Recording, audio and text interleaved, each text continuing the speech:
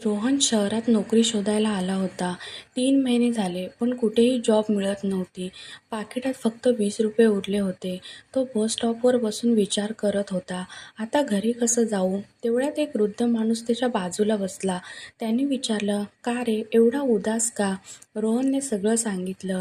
वृद्ध माणूस हसले आणि म्हणाले, जेव्हा पाकिट रिकामं असतं ना, तेव्हा देव हात भरून देण्याची तयारी करत असतो.